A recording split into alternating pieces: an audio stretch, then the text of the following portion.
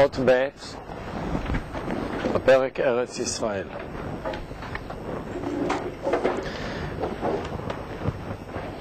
על ידי ההתרחקות מהכרת הרזים באה ההכרה של קדושת ארץ ישראל בצורה מטושטשת.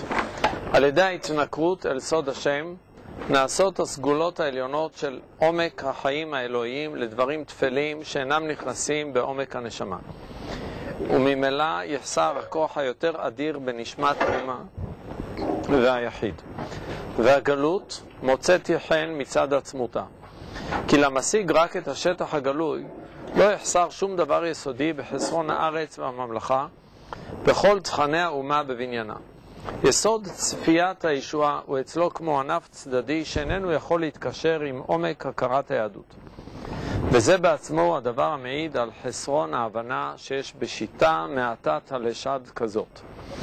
לא שוללים אנחנו כל מין ציור והבנה מיוסד על ישרות ורגשי דעה ויראת שמיים באיזו צורה שהיא, רק את אותו הצד ששיטה כזאת תחפוץ לשלול את הרזים ואת השפעתם הגדולה על רוח האומה, כי זהו אסון שאנו חייבים ללחום איתו בעצה ובתבונה, בקדושה ובגבורה. כן, הנושא כאן, חוכמת הרזים, המקום של הרזים בתוך התורה. נדמה שבתורה אנחנו מבינים, תורה ניתנה לנו, ותורה במצוות, אנחנו לומדים תורה, יש לנו שאלות, תורה שבעל פה, שאלות ותשובות ומסקנות, ויש לפעמים קושיות. יש דברים שאנחנו יודעים שהם גזירת הכתוב, אנחנו לא בדיוק מבינים למה, אבל ככה התורה ציוותה. אבל יש חלקים בתורה שהם לגמרי לא מובנים. אנחנו לא יודעים בכלל למה זה כתוב בתורה. למשל, הסיפור של בני עשיו, הרשימה של אלופי עשיו. מה זה נותן לנו כל הסיפור הזה? לכאורה, אפשר היה להסתפק בלי זה. יהודי יכול לדעת את כל התורה בלי להכיר את השמות של אלופי עשיו. זה חסר למישהו? אלוף לוטן, אלוף תמנה, אלוף שובל, אלוף אלווה. מה זה נותן לנו כל זה? דוגמה אחת. יש עוד דוגמאות בתורה שאנחנו לא מבינים. כתוב, ונשמרתם מאוד לנפשותיכם, כי לא ראיתם כל תמונה ביום דיבר השם וכו'. יחד עם זה, כתוב בסוף פרשת משפטים, ויראו את אלוהי ישראל בתחת רגליו כמעשה לבנת הספיר. מה זה? אמרו שאין כל תמונה. איך זה מסתדר עם תחת רגליו? איך זה מסתדר?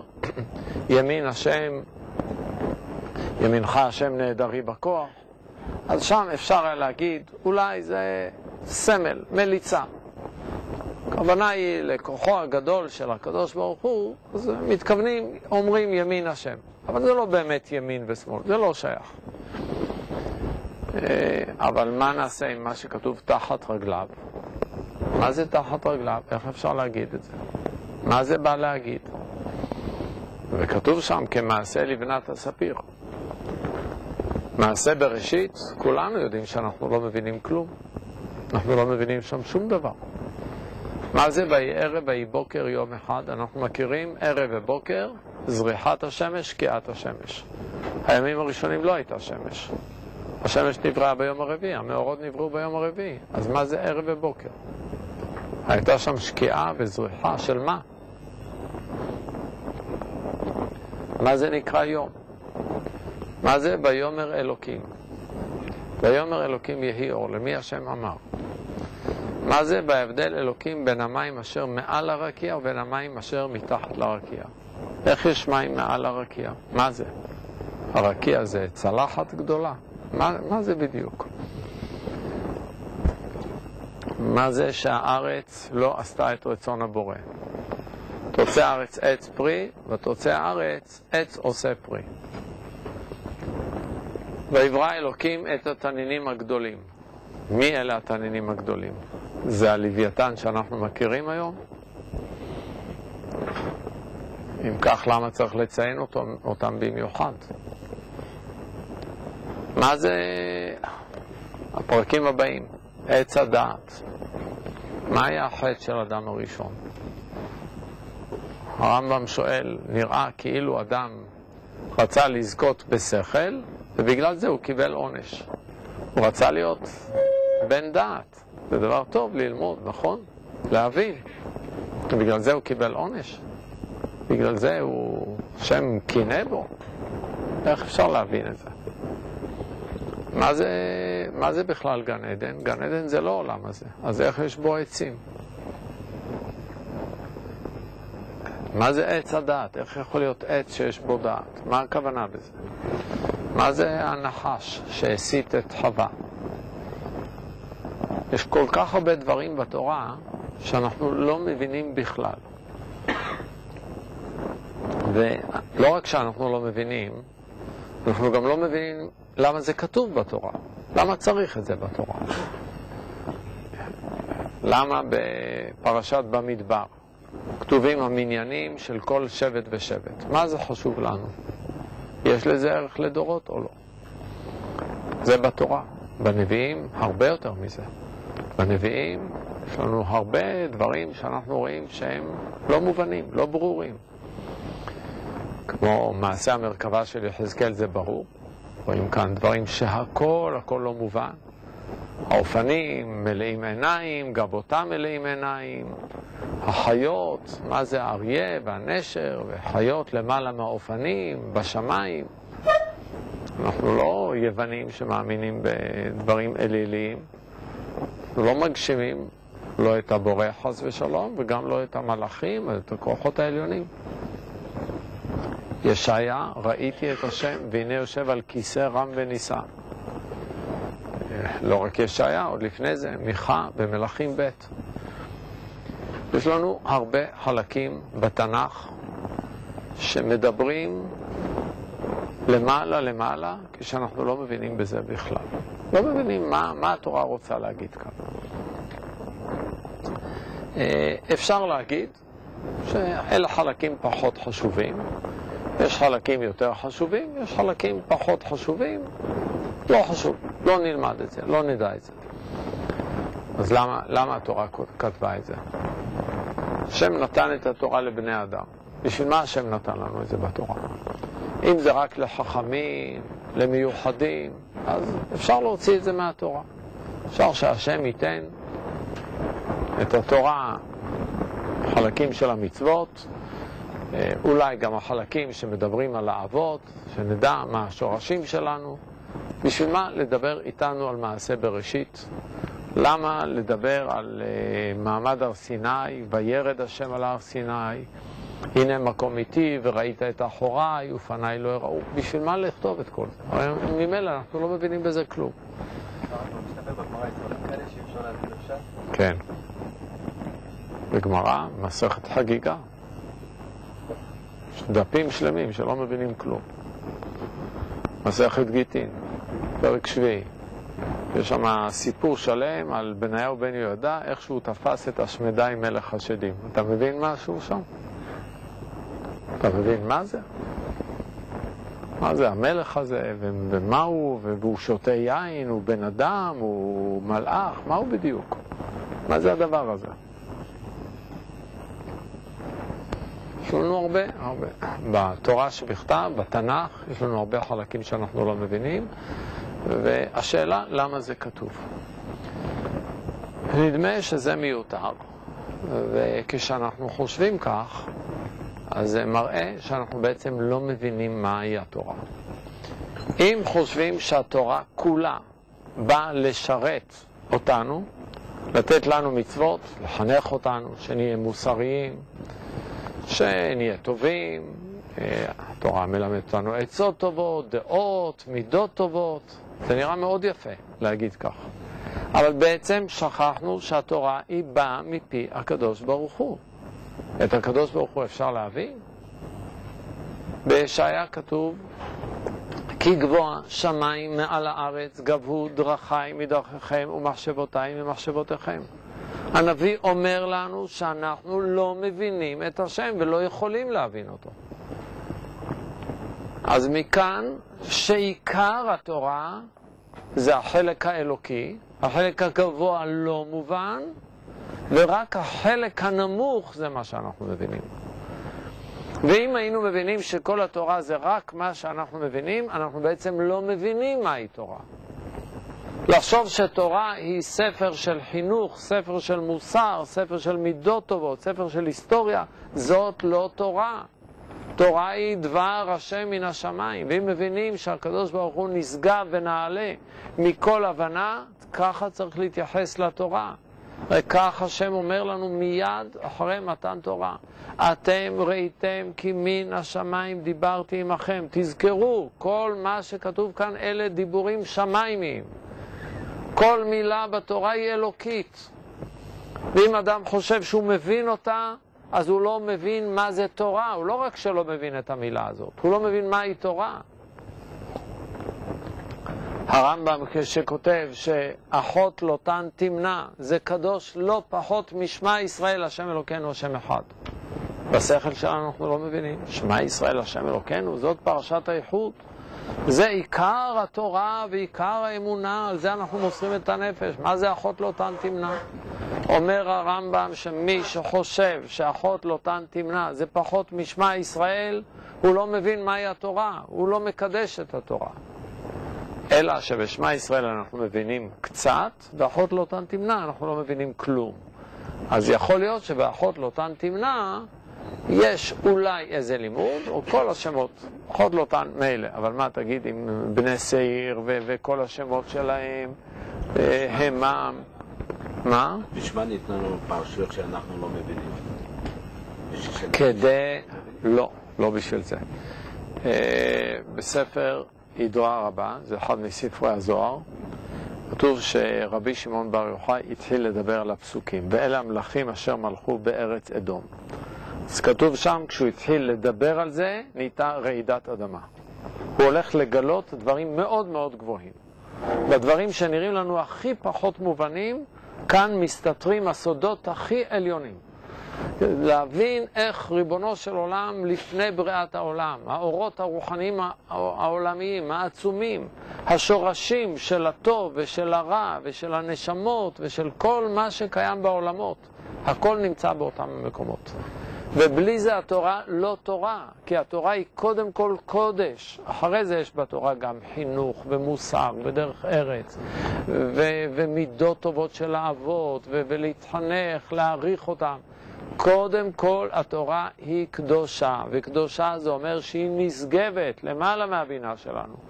ואם מישהו חושב שהתורה היא רק הנגלה, אמר הרב צבי יהודה בשם החתם סופר, שמי שבגלוי אומר שהוא לא מאמין בנסתר, אז בנסתר הוא לא מאמין גם בנגלה.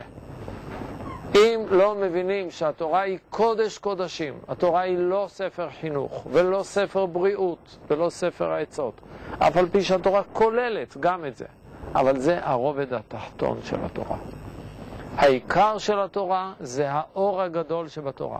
ולכן מי שלומד את אותם הפסוקים שהוא לא מבין בהם, ומי שקורא את אותם הדפים בגמרא של חגיגה שהוא לא מבין בזה כלום, הוא מקיים מצוות לימוד תורה מדאורייתא ומקדש את המקום ומוסיף אור בעולם ומוסיף ברכה ותיקון והצלה, לא פחות ממי שלומד את הדברים המובנים. כי כל מילה של התורה לא דבר ריק הוא מכם. אין מילה בתורה, אין אות, אין נקודה בתורה שהיא לא קדושה. וזה לא בשכל שלנו. בשכל שלנו אנחנו יודעים שאנחנו לא מבינים את זה. אנחנו יודעים שאנחנו לא משיגים. אפשר לקבל רבנו בחיי על פרשת וירא. כן. יש את החלק הראשון של בספר ראשון, בשירת הים, יש חובה אנשים לבוא לזכור או לא, בגלל שכששומעים את הפרשה הזאת מקיימים מצווה דאורייתא. אז בגלל שיש מצווה של זכור לשמוע את זה מתוך ספר, בגלל המצווה, לא בגלל שזה חלק יותר קדוש. אין בתורה חלק יותר קדוש מהשני. יש אולי לשים לקרוא, הדיברות אני יכול רק זה להבין למה... על בראשית. שניהם על בראשית. למה צריך שניים?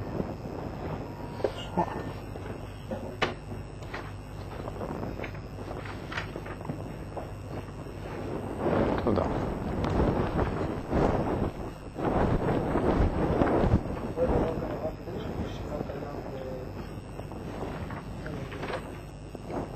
בגלל יציאת מצרים שהיא כל כך מרכזית אצלנו.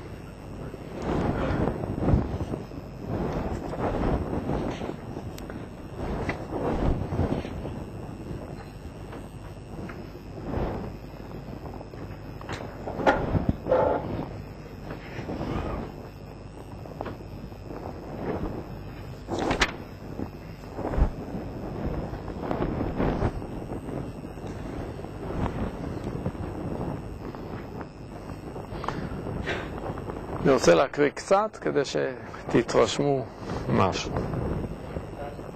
פרשת וירא, פרק י"ח, פסוק ג'.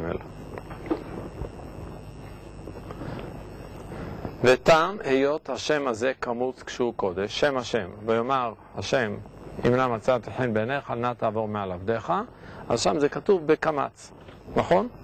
וכשמסופר על לוט, זה בפתח. טעם היות השם הזה כמות כשהוא קודש, ידוע, לפי הפשט בחוכמת הנקודות, הקמץ מעלה גדולה, ראשון לשבע תנועות, שם קמץ פתח צרה סגול חולם שורוק חיריק. כי מתוך שבעתם תיבנה ותיכונן התורה. והם הנקראים שבע הברות או שבע קולות שעליהם אמר דוד במזמור של מתן תורה, מזמור לדוד אבו לשם בני אלים, 7 קולות לפי שכל התורה מיוסדת עליהם. אתם שומעים על מה התורה מיוסדת? על 7 תנועות, קמץ פתח צרה. מישהו מתייחס לזה? מישהו מבין מה זה אומר לו? וזהו פשט המאמר ב7 קולות ניתנה, ועליהם אמר שלמה חצבה עמודי השבעה. כי הם העמודים אשר כל הבית נכון עליהם, וההפרש שבין קמץ לפתח אינו אלא בנקודה. מה זה קמץ? זה פתח עם נקודה מתחתיו. לא כמו שמציירים או שעושים קו, אלא זה קמץ, זה פתח עם נקודה. רמז לנקודת המציאות, שהוא היכל הקודש, מכוון באמצע הנמשל לנקודה, ועל כן הנקודה משמשת ל7 פנים.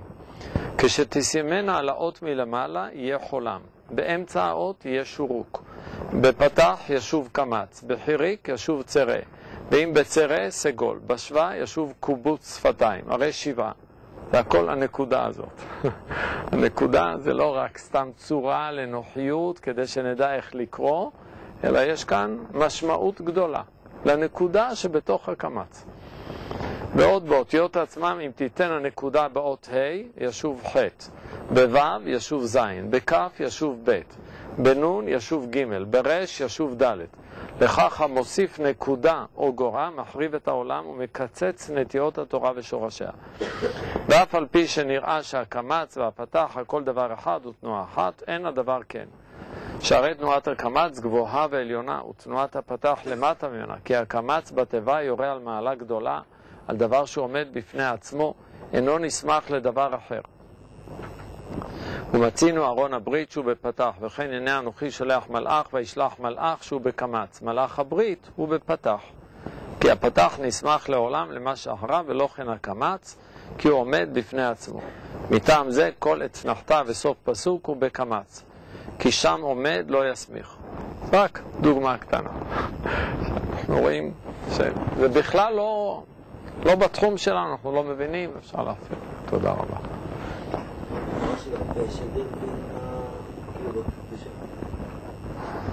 בין מה למה?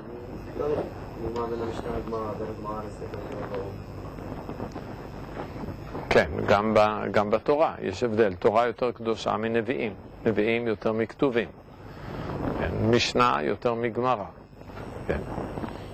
גמרא יותר מהגאונים והראשונים, ודאי. בהלכה כתוב לא לשים כתובים על נביאים, ובגלל זה הרב צבי יהודה בבית שלו היה לו תנ"ך, הוא מסר את זה לכורך, שיהיה הנביאים לבד והכתובים לבד. שלא יהיה התורה עם הנביאים והכתובים. והוא היה נזהר בבית, אבל בשביל זה לא כתוב בהלכה. גם בספרי ראשונים ואחרונים הוא היה נזהר לא לשים ספר של אחרון על ראשון. כן, טוב, זה מעלה. מעלה מיוחדת שהיה נזהר גם בספרים, כל קודש במדרגה שלו. בכל אופן, מתוך הבנה וגם מתוך ראייה בתוך התורה, ברור לנו שיש בתורה חלקים קדושים נסתרים, ורק בזכותם התורה קדושה. התורה היא לא קדושה בגלל שיש בה איזה הדרכה מוסרית. התורה מלמדת אותנו אהבת הבריות, ואהבת לרעך כמוך, בגלל זה קדוש. לא. התורה קדושה בגלל הקדושה שבה.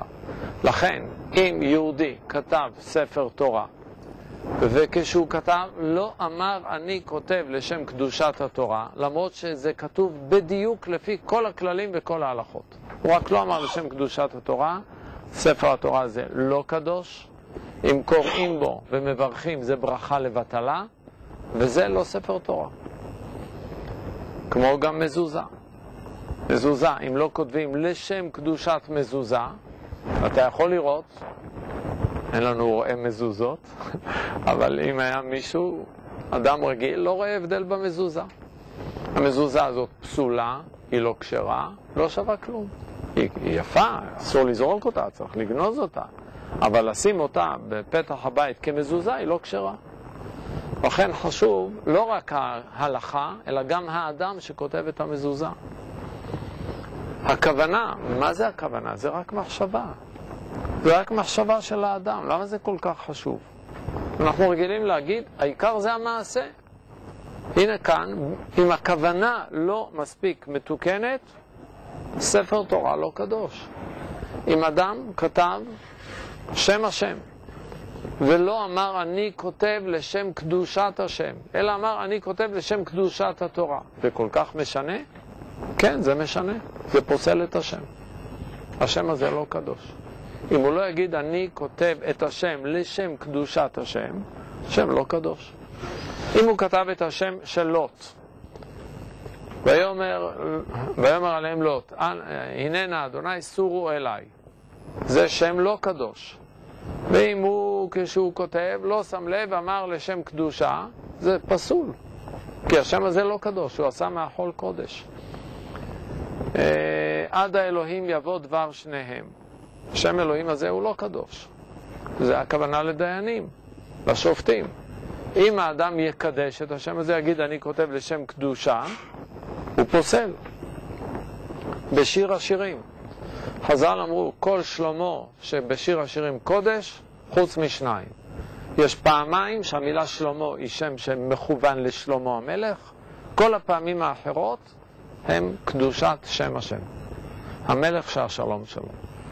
ולכן אם אדם כותב את שיר השירים, אם יכתוב במקום שצריך להיות חול, קודש, כוונה של קודש, במקום של קודש יכוון חול, מי שרואה את זה לא שם לב, לא יכול לדעת.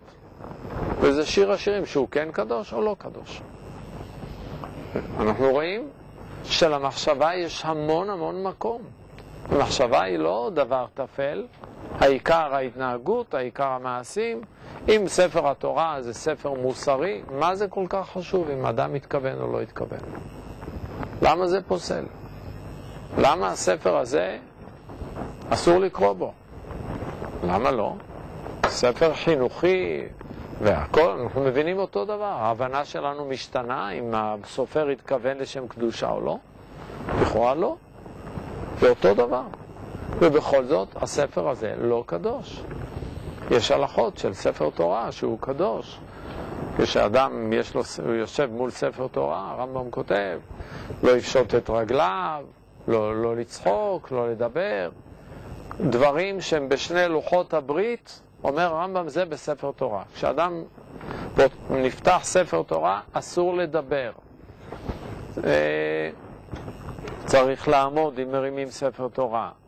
יש כל מיני הלכות בספר תורה קדוש. ספר תורה לא קדוש, רק דבר אחד, מילה אחת בספר הזה, הוא כתב לא לשם קדושת השם. מילה אחת.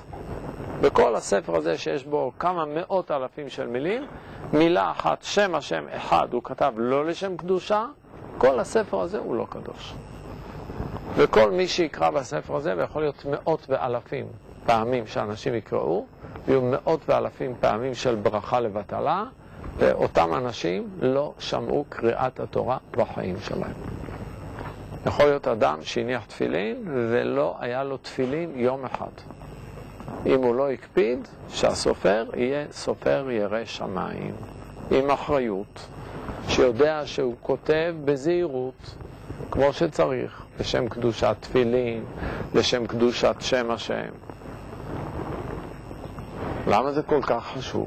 אם העיקר זה רק המצוות ורק הביאורים וההבנות, אנחנו מבינים את הכל. מה זה חשוב איך שהוא כתב את זה? אם יכתוב את זה גוי שכתב, ספר תורה לא קדוש, גם ילמד את כל ההלכות ויעשה את הכל.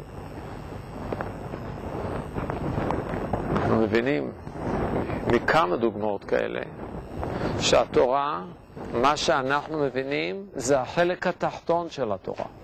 התורה היא הרבה יותר למעלה מהשכל שלנו. ואותם הדברים שנראים לנו לא מובנים ולא ברורים, הם החלקים שהם משפיעים את הקדושה, ומה שאנחנו לא מבינים זה לא משנה, זה לא מפריע. לכן התורה לא יכולה להיות בלי פרשת בראשית, גם אם אנחנו לא מבינים את זה.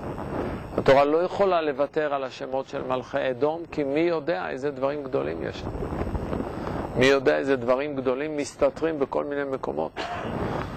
תורה שבכתב אות אחת שמשתנית, נקודות, טעמים, סוף פסוק. אסור לפסוק פסוק שמשה רבנו לא פסק אותו. יש דיון, כשאומרים בקידוש בליל שבת, יום השישי, אם זה בסדר או לא בסדר, שוטים שלמים. אם מותר להגיד יום השישי, הרי זה חלק מפסוק, ויש לנו כלל. כל פסוק שמשה רבנו לא פסק, אסור לפסוק אותו. ביום השישי זה שייך לפסוק הקודם, ויהי ערב ויהי בוקר יום השישי. איך אתה אומר יום השישי ויחולו השמיים? בסדר, אתה רואה, יש לך כוונה טובה, שם השם, ראשי תיבות, בסדר גמור, אבל זה פסוק שמשה רבנו לא פסק. אז יש כאלה שאומרים להגיד בלחש ויהי ערב ויהי בוקר, ובכל יום השישי. יש כל מיני תשובות על זה, אבל אנחנו רואים שיש כאן דברים שהם לא קשורים להבנה שלנו. התורה לא מתחילה מהשכל שלנו. ואם לא מבינים שהתורה היא קודש קודשים, שהתורה היא למעלה מכל השכל של האדם, ולומדים תורה כמו שלומדים ספרות והיסטוריה, ולומדים ביאורי מילים ופסוקים מקבילים, וכאן יש לשון נופל על לשון, כמו שלומדים שירים של רבי יהודה הלוי, או שירים, ספרות, זה לא תורה. תורה היא קודם כל קודש. קודש קודשים, משמי שמיים. כיוון שאנחנו לא יכולים להשיג את הכל, אז אנחנו לומדים מה שאנחנו מבינים, אבל יודעים שיותר ממה שאנחנו מבינים כתוב כאן. שהתורה היא הרבה למעלה מכל מה שהבנו. מה שהבנו זה רק החלק התחתון. כבוד אלוקים מסתר דבר, כבוד אנשים חקור דבר. אנחנו חוקרים, משתדלים להבין. זאת הרמה שלנו, אנחנו בני אדם. נזכה ליותר, שהקדוש ברוך הוא יפתח לנו, כמו שדוד המלך ביקש, גל עיניי והביט הנפלאות מתורתך. זה אולי נזכה ליותר. אבל כך צריכה להיות הגישה לתורה, וכך הגישה לכל מצווה. כל דבר של תורה הוא קודם כל מתחיל מהקודש. זה לא מתחיל מהמושגים האנושיים. לא מוסר ולא תרבות ולא היסטוריה ולא כל הדברים האחרים שאנחנו מעלים על הדעת. לכן אם יבואו וישאלו מבקרי המקרא, מה, זה לא מתאים להיסטוריה, זה לא מתאים כאן, וכאן יש קושי וזה לא מסתדר, וככה לא מדברים, וככה לא מנקדים, אנחנו לא מקבלים שאלות, כי אנחנו יודעים שכאן זה דבר השם מן השמיים. חיבורים של גדולי ישראל חיבורים של אנשים, יכול להיות שאם יש שאלה, אז אנחנו נגיד, אולי הפסוק הזה לא מתאים. חז"ל ישבו על ספר קהלת, אנשי כנסת הגדולה, להחליט אם זה חוכמה של שלמה המלך, זה לא ייכנס לתנ"ך. תנ"ך זה רק רוח הקודש. היה להם ספק, אולי זה חוכמה של שלמה המלך, יפה מאוד, חכם מכל אדם. אבל גם חכם מכל אדם זה לא רוח הקודש. היה לפני קרוב ל100 שנה, או קצת פחות, היה בירושלים מקובל גדול, הרב שאול דואק הכהן, והוא חיבר חיבור על ביאור על הספרים של הארי הקדוש. הוא היה סגי נהור, לא היה רואה, וביקש שידפיסו את זה. היה מקובל גדול, ואף אחד לא הבין את הדברים. פחדו להדפיס, אולי ספר לא טוב. אז כל פעם הוא שאל אם הדפיסו את זה, אז אמרו שהדפוס עסוק ושאין כסף, וכל פעם לא ידעו. עד שהגיע בעל הלשם שבוע והחלמה לארץ ישראל, הרב אלישיב הקדמון, והראו לו את הספר, והוא אמר מיד להדפיס. זכות זה, הספר ניצל. כי האחרים, אף אחד לא הבין את הדברים שלו. זה דברים שלא מבינים, אנחנו לא יכולים להדפיס, אנחנו לא יודעים, לא יכולים לקבל אחריות. דברים של נסתר, מי יודע? אבל כשיש גדולים, שהגדולים נותנים על זה אישור, אנחנו יכולים לקבל את זה.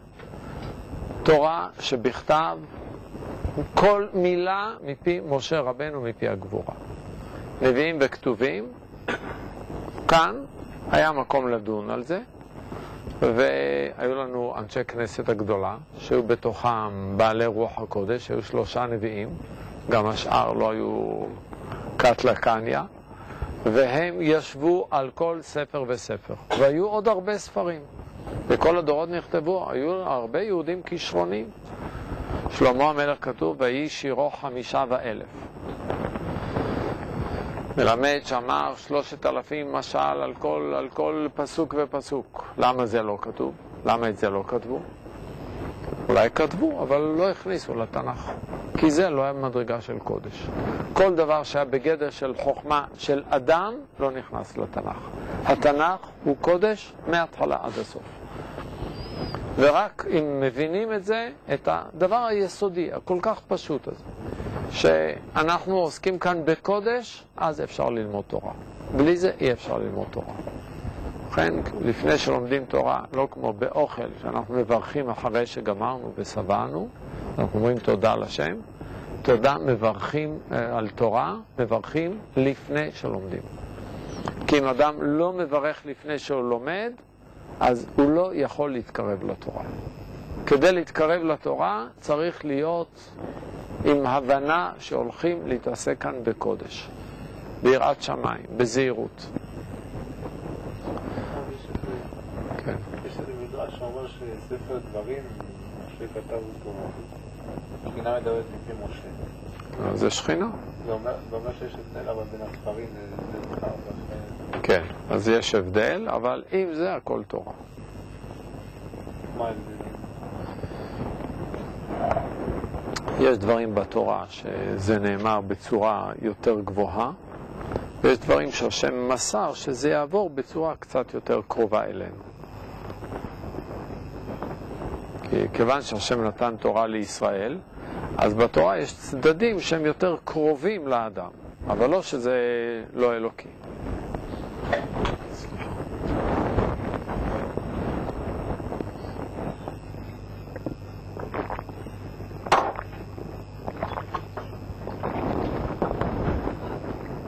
כן.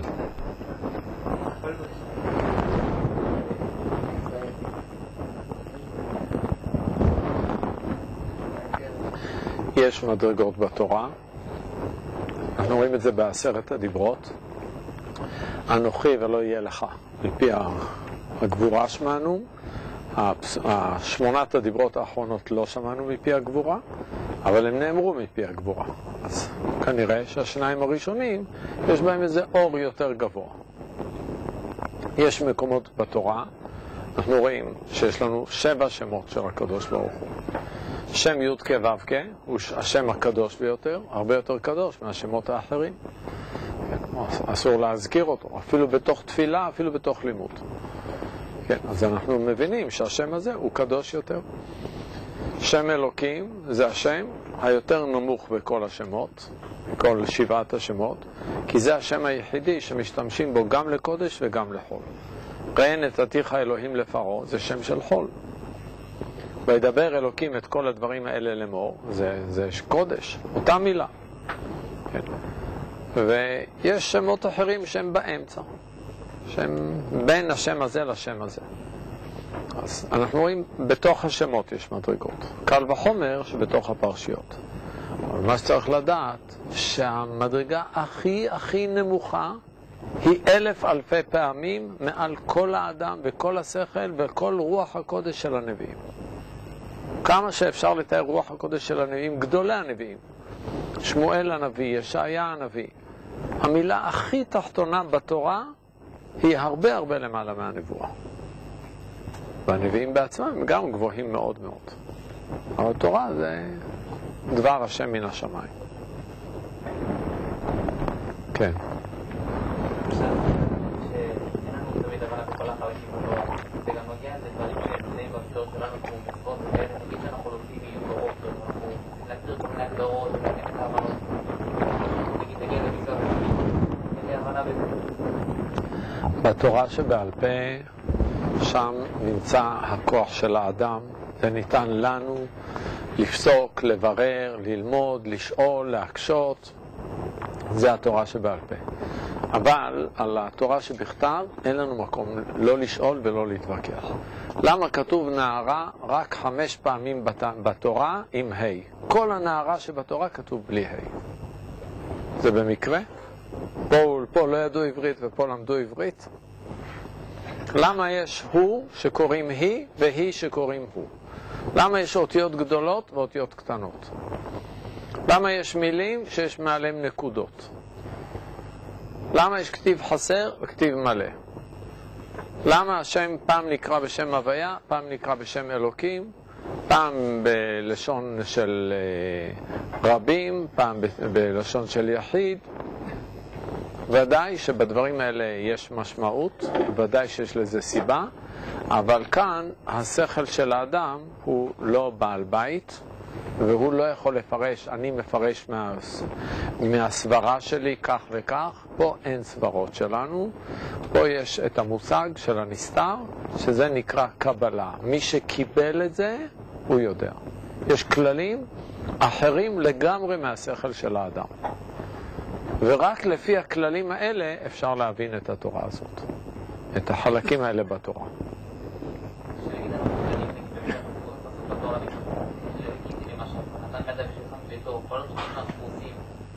ושלך לגבי שחיפות, לגבי כל הדברים האלה. נו. אז זה, כאן חז"ל לימדו אותנו באיזה דרכים מותר לנו לדרוש תורה.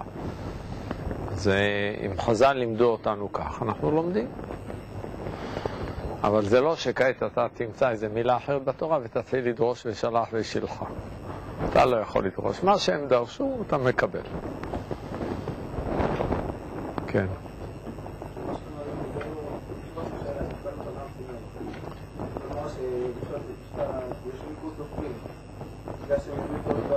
מה? נו. לא אותה תורה? למה? איזה מחלוקת? איזה מחלוקת? איזה מחלוקת? מה? זה נקרא מחלוקת? בין 300,000 אותיות יש 6 או 7? אם יש לנו את 2 המסורות האלה, שניהם דברי אלוקים חיים. זה אותה תורה שקיבלנו מהר סיני. לא השתנה שום דבר. אנחנו מאמינים בתורה, והקדוש ברוך הוא הבטיח לא תשכח מפי זרעו. הוא הבטיח לנו שהתורה הזאת תישאר תמיד אצלנו. ואף פעם לא תהיה הפסקה, ואני זאת בריתי אותם, אמר השם, רוחי אשר עליך, לא ימושו מפיך, מפי זרעך, מפי זרע זרעך, אמר השם מעתה ועד עולם. אז זה אותה תורה, אותה קדושה, אותו אור. אנחנו מבינים פחות, אבל לא, התורה הזאת היא קדושה, כותב הרמב"ם, כמו שני לוחות הברית. ובשום אופן אסור לחשוב אחרת.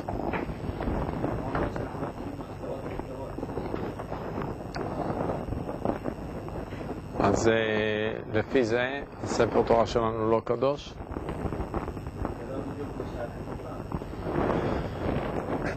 יש כאלה שרצו להגיד שאולי בגלל זה אין לנו מצווה היום לכתוב ספר תורה, בגלל שלא בקיאים בחסרות ויתרות. אף על פי כן, הרמב"ם והשולחן ערוך כתבו שמצווה לכתוב ספר תורה על כל אחד ואחד מישראל, ואם היינו אומרים שלא בקיאים בחסרות ויתרות, שזה משמעותי, כנראה שאנחנו לא בקיאים אולי בצורה מסוימת שהיו. אבל מה שיש לנו זה בלי שום ספק, קודש קודשים. אמא לא בקיאים. כן.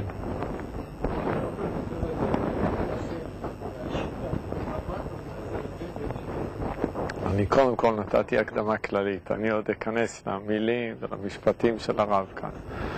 כן. קודם כל רציתי שנדע שהתורה הזאת, מה שאנחנו מבינים, זה לא שלילי, זה לא פסול, מותר לנו להבין, אבל לדעת שזה החלק היותר תחתון, היותר חיצוני שבתורה. ועיקר התורה זה הפנימיות שבה. ובלי הפנימיות אין ערך לכל מה שנלמד. ואם אנחנו חושבים שהמצווה היא רק באה לחנך את האדם, ורק באה לשרת אותנו, אז זה לא תורה. התורה גם מחנכת, גם מלמדת, אבל התורה היא קודם כל מקדשת. היא מקדשת את החיים. במקום שלומדים תורה, יש שם קדושה. התורה הזאת היא פועלת בקדושה שלה, לא במה שאנחנו מבינים. הסיפור מפורסם על התז, רבי דוד סגל, בעל טורי זהב, שפעם אחת התפרצה אישה לבית המדרש, הבן שלה היה חולה מאוד, היא ביקשה ממנו, הבן שלי חולה, אז הוא אמר לה, מה את רוצה ממני? אני לא מלאך, לא אלוקים. היא אמרה לו, אני לא ביקשתי ממך שום דבר. אבל אם התורה שלך קדושה, אז בכוח התורה שלך. זאת אומרת, את זה אני מוכן לקבל. אני מקדיש היום את כל הלימוד שלנו להצלה של הילד, והילד עברי. לכאורה, מה זה קשור? זה לא מחנך, לא מלמד. לתורה יש כוח. מקום שיש תורה, יש כוח. התורה קדושה, התורה מהירה, התורה מגינה, התורה מצילה. תסתכל בכל ההיסטוריה, כל מקום שהיו יהודים, שהיה שם תורה, יש שם חכמי תורה, יהודים נשמרו. מקום שלא הייתה תורה, לאט לאט היהודים נעלמו. אנחנו רואים את זה בפועל. אז הנקודה כאן, ההכרה שהיסוד של כל התורה זה החלק הנסתר שבה. על גבי זה יש גם את החלקים האנושיים שאנחנו מבינים, שבאים לחנך אותנו, ללמד אותנו, אנחנו לא שוללים. אם יבוא מישהו ויראה לנו כל מיני כללים של מוסר בדרך ארץ שאפשר ללמוד מהאבות, אנחנו לא נגיד זה לא שווה כלום. ודאי שיש לנו הרבה ללמוד גם בדרך ארץ וגם במוסר והנהגות ויראת שמיים ועבודת השם. יש הרבה מה ללמוד. אבל צריך להבין שזה לא הכל.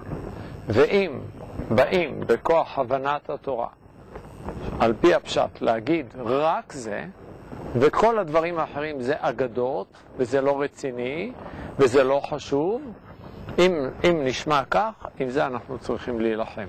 כי הם לא באים לשלול את הנסתר, הם באים לשלול את כל קדושת התורה. כי אם התורה היא רק אנושית, אז זה לא תורה. אמר מישהו פעם, אם נטילת ידיים זה כדי לשמור על ניקיון, אז יש לי סבון, אני לא צריך נטילת ידיים. למה צריך ספל, ולמה צריך כמה פעמים, וימין, ואחר כך שמאל?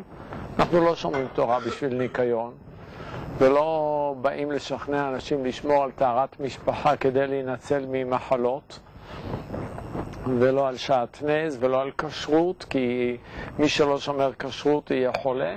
לא, ממש לא. זה בכלל לא קשור לזה. אנחנו מאמינים שאם נזכה לשמור תורה כמו שצריך, והסירותי מחלה מקרבך, אבל לא דווקא שזאת הסיבה של המצווה.